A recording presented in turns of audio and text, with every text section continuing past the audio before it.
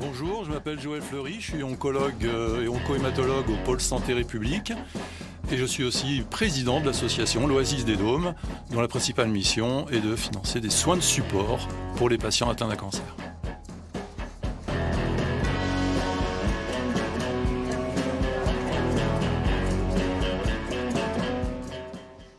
Bonjour à tous, bienvenue avec nous dans le fauteuil aujourd'hui. Donc Joël Fleury, merci d'avoir accepté notre invitation. Bonjour. Pour commencer, tout simplement, c'est quoi les soins de support ? Les soins de support, ça fait partie intégrante de ce qu'on appelle la prise en charge globale des patients.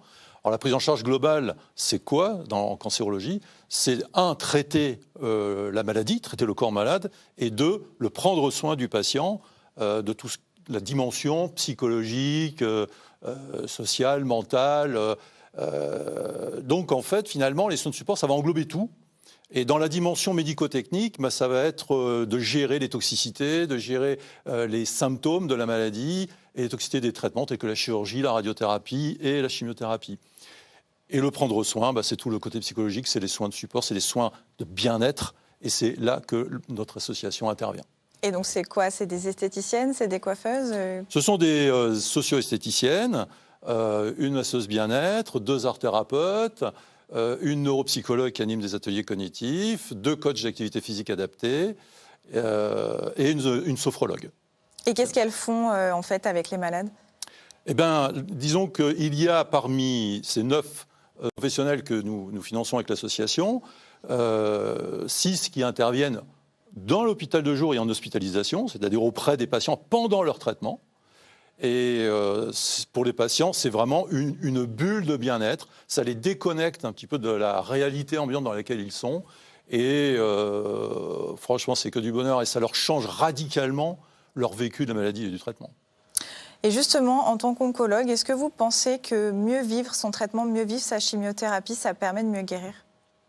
Oui, moi j'en suis convaincu. Je pense que les soins de support sont aussi importants que le traitement. Vous savez, le corps et l'esprit, c'est intimement interconnecté. On ne peut pas traiter l'un sans l'autre. Les deux sont liés.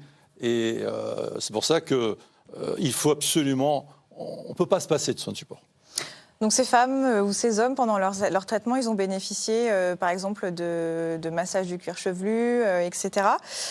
Est-ce que ces personnes qui en ont bénéficié aujourd'hui en rémission, elles continuent de s'investir dans l'association pour un petit peu rendre l'appareil finalement ? Oui, pour certaines, et c'est ça la plus belle des reconnaissances qu'on a au niveau des soins de support, c'est quand les patientes et les patients qui ont vécu ça se disent « il faut que je fasse vivre ça à d'autres personnes » et elles s'investissent à ce moment-là dans des missions, dans des défis, dans des challenges, comme par exemple Pascal et Soline dans le défilé de la vie, comme Estelle dans le chemin de Stevenson, comme Delphine dans le rallye des gazelles, comme une Karine qui fait un marathon de tennis, et plus récemment, comme vous avez pu le voir, Karine dans les calendriers de Sébaza qui ont fait des photographies avec les commerçants qui est magnifique. Vous citez beaucoup de femmes, c'est parce que c'est surtout des femmes qui utilisent ces soins support ?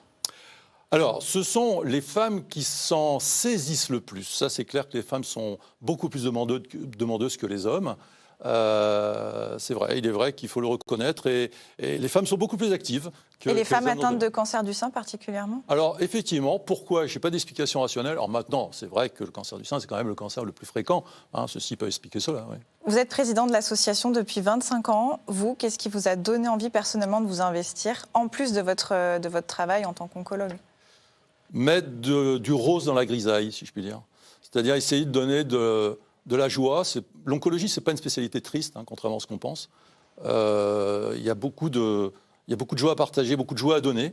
Il y a du bonheur à distribuer. Et les soins de support, c'est ça, c'est fait pour ça. Et c'est important pour vous de vous sentir utile en plus que votre métier, donc de vous sentir encore plus utile à travers cette association ? Oui, parce que quand je vois tous les jours le résultat, les témoignages, ça me fait que m'inciter, mon équipe et moi, parce que je ne suis pas tout seul, à développer cette mission.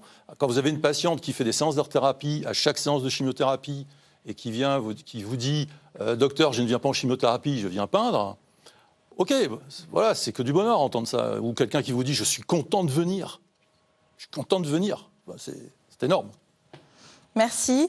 C'est bientôt la fin de notre interview, mais avant, c'est l'heure de notre jeu. Questions courtes, réponses courtes.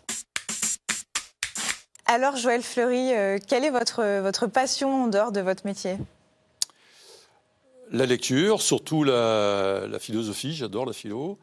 Et un personnage que vous admirez en quelques mots ? Boris Cyrulnik.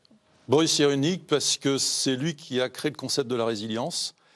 Et c'est ça, notre association, c'est un tuteur de résilience. Qu'est-ce qui vous révolte ? La bêtise. Et votre endroit préféré en Auvergne ? Le Puy-Marie. Merci. Merci. L'interview hebdo, c'est fini. Merci à vous, Joël Fleury, d'avoir accepté notre invitation. Tout de suite, vos informations régionales.